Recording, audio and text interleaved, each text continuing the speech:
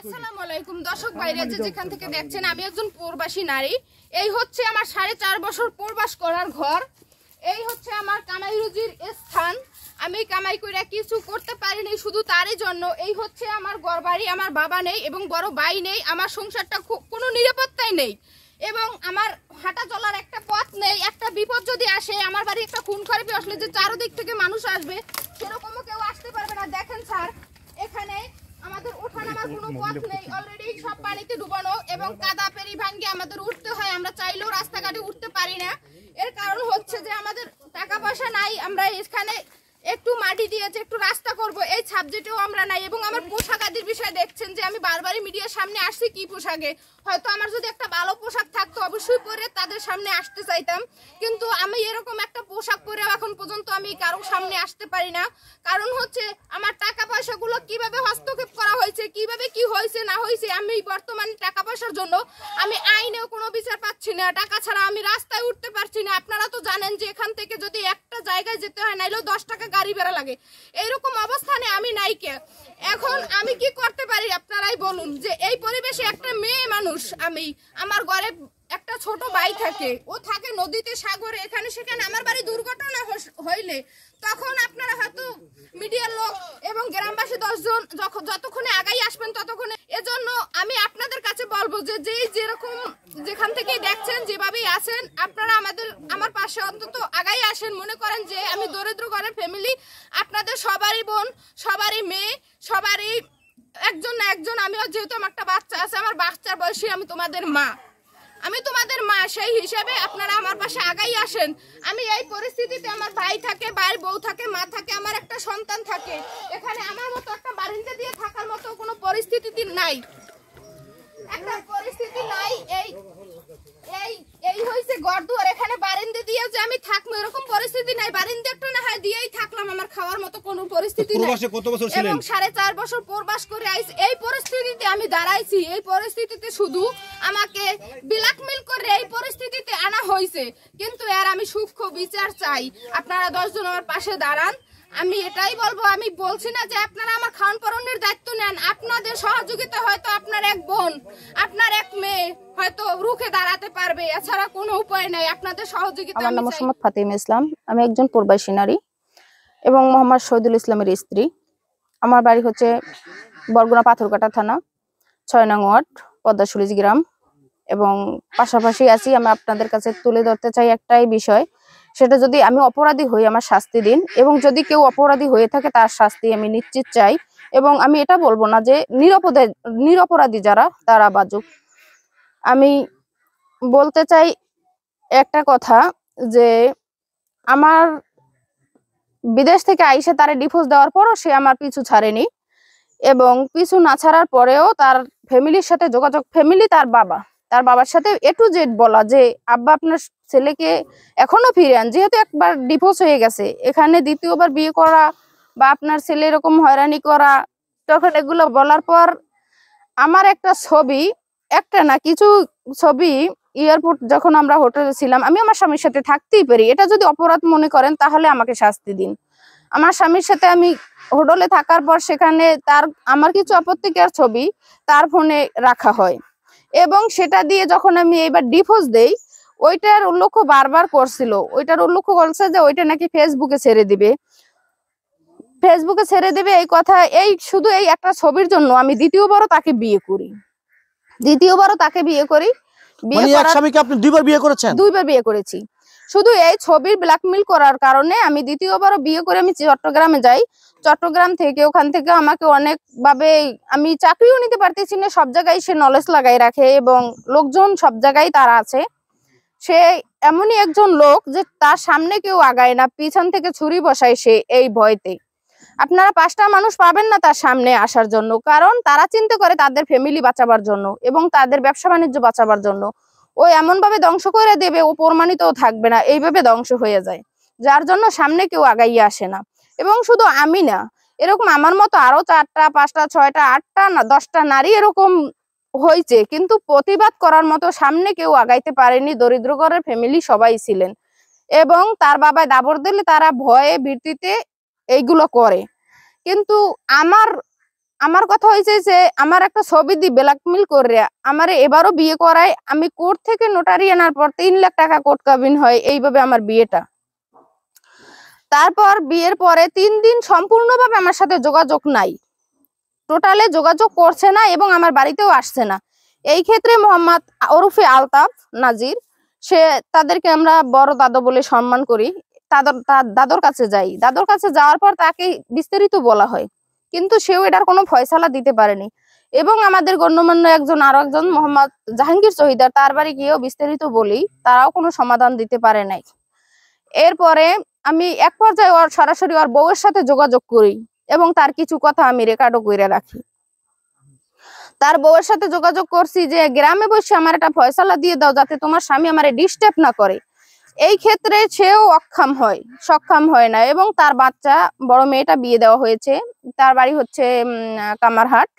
ওখান থেকে মেয়েকে যেবাইল হোক বাড়িতে আনায় ওর আম্মু, আমি ওর মাধ্যমে আর কি ওই মেয়েটাকে আনাইয়ে তার সাথেও আমি যোগাযোগ করি যে মা দেখো এখন আমি কি করতে পারি, তোমরা বইসা একটা ফয়সালা করে দাও।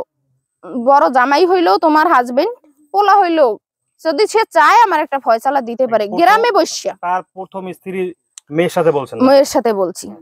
এবং এখানে আরেকটু যোগ করতে চাই, আপনার বয়স কত এখন বর্তমানে? রানিং 26। আর আপনি যাকে বিয়ে করেছিলেন তার বয়স ছিল কত? এখন টোটালে 32-35 এরকম আসবে। 32-35।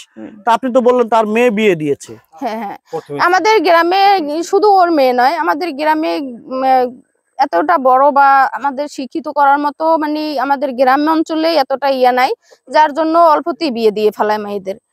তাহলে 32-35 হবে তার বয়স। তাহলে আমরা ধরে নিতে পারি তিনি কি 20 বা 18 বছর বয়সে প্রথম বিয়ে করে, এরকমই। হ্যাঁ, আচ্ছা, তারপর বলুন। যাই হোক, তার মেয়েও এটা সমাধান দিতে পারেনি। না দেওয়ার কারণে আমি কারো কাছে গ্রামে কোনো সমাধান পাই নাই, না পাওয়ার কারণে আমি সরাসরি এমপির দ্বারে দরখাস্ত দেই।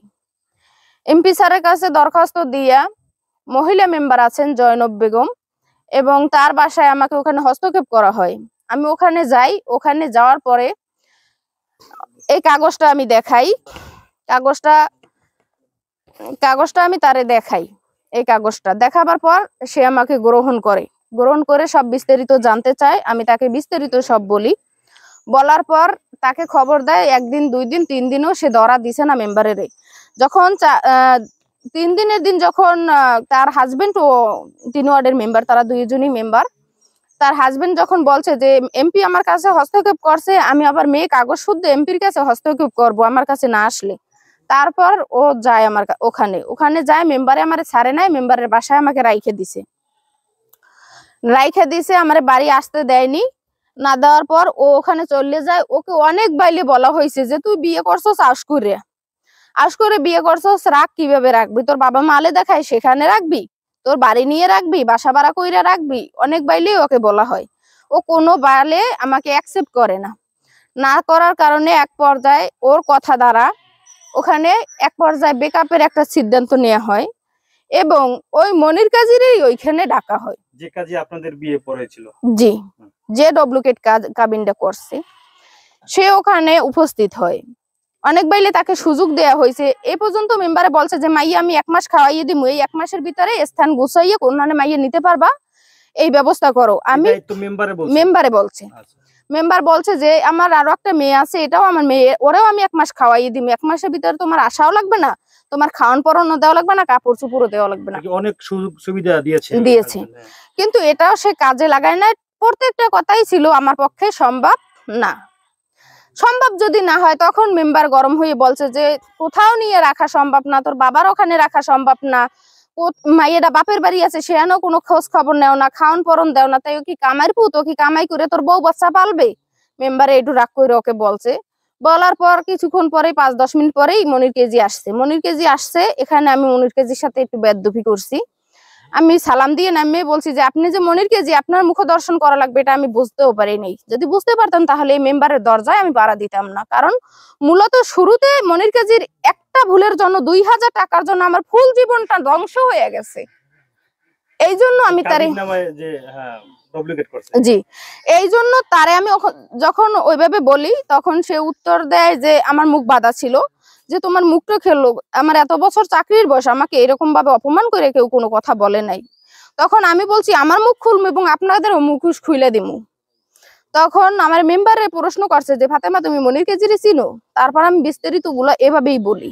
বলার পর কাজী সাহেবে বান্দা পড়বে দেখিয়া যে হে বলছে যে 2000 টাকা দিয়েছে কাজীরে, এবং বলছে যে আমি নাকি আমার হাজবেন্ডের সাথে গিয়েছি বাচ্চার বাবার সাথে, এই জন্য আর কি কাবিন ডেহে চাইছে। এই কথা বলে 2000 টাকা দিয়ে এরপর কাজী থেকে কাবিন আনছে, এগুলো বিস্তারিত হইনে জানা হয়েছে। তারপর কোনো বাড়াবাড়ির মাধ্যমে না যাই আমাকে জিজ্ঞেস করা হয়েছে যে আমি আমার স্বামীর সাথে থাকবো কিনা।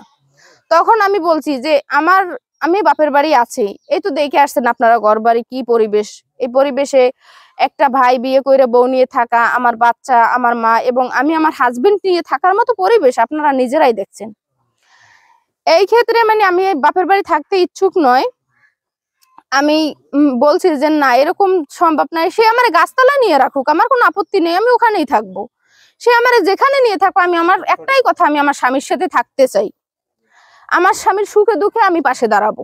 আমার স্বামী একবেলা আনতে পারবে, আমি একবেলাই খাবো, 2 বেলা না খাই থাকবো, তাও আমার কোনো অভিযোগ নাই।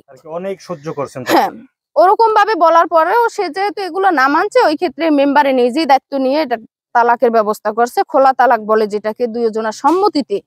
সেখানে যে আমি 3 মাস 10 দিনের খরচ পাই, খাওয়ান পাই, তা তো দেছে না। কাবিনের যে টাকা তাও দিছে না। কাবিনে কত টাকা ছিল? 3 লাখ টাকা। 3 লাখ টাকা তাও দিছে না। স্বেচ্ছায় স্যারে স্যার আমি আইছি যে না আমার বাংলাদেশের ফ্যামিলিটা খুবই বর্তমানে খুব কষ্টে আছে, যার ঘরে বাবা নেই সেই বোঝে যে বাবা হারার কষ্টটা কি।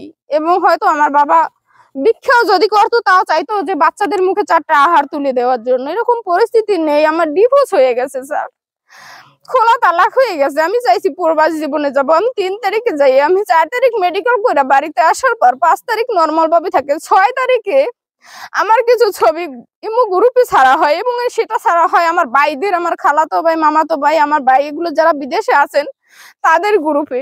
রাত্র 8টার সময় আমি ডাটা অন করার পর দেখতেছি যে এই ছবিগুলো আসছে, আমাকে খুব গালাগালি করতেছে। আমি জাহাঙ্গীর শহীদের বাড়ি যাই বিস্তারিত গুলো বলি, সেখান থেকে আমি কোনো সাপোর্ট পাই না। এগুলো হওয়ার পর আপনার হাজবেন্ড ছেড়েছে এরকম কোনো প্রমাণ পেয়েছেন আপনি? আমি সব প্রমাণ ছাড়া, আমি কোনো প্রমাণ ছাড়া এখানে আসিনি বা মিডিয়ার বাইরের সামনে আসিনি। আমার কথা হচ্ছে সে তো আমার বয়ফ্রেন্ড ছিল না, সে আমার কোনো লাভার ছিল না, সে আমার হাজবেন্ড ছিল। তার কাছে একটা না 10টা ছবি থাকাটাই স্বাভাবিক, কিন্তু তার মানে এই নয় যে সে এইটা আমার মান সম্মান এরকম ভাবে নষ্ট করবে, মানহানি করবে। শুধু এখানেও লেখা আছে যে ও যে হুমকি দিয়েছে সেটা আমি এখানে বলে দিছি অলরেডি, যে এমপির কাছে যে আমার কিছু ছবি এগুলো ফেসবুকে ছাড়ার জন্য আমাকে হুমকি দিয়ে এই পর্যন্ত নিয়ে আসছে। এখন আমি কি করতে পারি, আপনার কাছে আমি আসছি এজন্য, এখানেও লেখা আছে। এরপর তারা এর কোনো সমাধান না দেওয়ায় 4 তারিখে আমি মেডিকেল করে বাড়ি এসে রাতে 11:30টার সময় মঠবাড়িয়া থেকে গাড়ি নিয়ে 450 টাকা দেই মোটরসাইকেল ভাড়া। শুধু আমি একা, আমার সাথে কোনো লোক নাই। কারণ আমি যে একটা লোকের 500 টাকা দিয়ে যে আমি ঢাকায় নিয়ে যাবো খরচ দিয়ে গাড়ি ভাড়াটা, সেই পথে আমি এখন নাই স্যার। যার জন্য আমি কাউকে নেই, আমি একা গিয়েছি। একা গিয়ে মেডিকেল কইরা পাসপোর্ট জমা দিয়ে, এবং আজকের পর্যন্ত আমি টাকার জন্য মেডিকেল রিপোর্টটা এখন কি আসছে এখনো জানতে পারিনি। 5 তারিখও আমি ভালো ছিলাম, কোনো সমস্যা ছিল না। 6 তারিখ রাত 8টার সময় ছবিগুলো ভাইরাল হয় এবং চারিদিক থেকে আমাকে বকাবাজি, জানেনই তো যে কি করতে পারে। আর একটা ভাইয়ের সামনে যদি ওইগুলো যায় স্যার, সেই মেয়েটার পথ কি থাকে আপনারাই বলুন। ওর বড় ভাইয়ের কাছে যাই, বিস্তারিত গুলো আমি বলি। ওর বড় ভাই আমাকে বলছে না তুই থাক বা তুই যা, ব্যাপারটা দেখবো, হাসায় বিষয়। সে আমাকে একটা প্রশ্নের উত্তর স্যার দেয়নি, না দেওয়ার কারণে তার ঘরের থেকে আমি কান্নাকাটি করে আইছি। তারপরও আবার আরেকটা, তার বাড়ির কাছে যাওয়ার পরেও সে আরেকটা ছবি ছাড়ছে, সেটা আমি আপনাদেরকে দেব। এবং যেহেতু আমার আর কিছুই নাই, সবই হারাইছি। আমার 13 বছরের একটা বাচ্চা 17 মাসে আমি কোল ছাড়া করছি, সেই বাচ্চাটার সামনে আমি দাঁড়াইতে পারতেছি না। গ্রামবাসী যেখানে যাই সেখানেই হাসাহাসি আমাকে নিয়ে টানা হেঁচড়া করছে। এই পর্যন্ত আমি আছি স্যার। আমি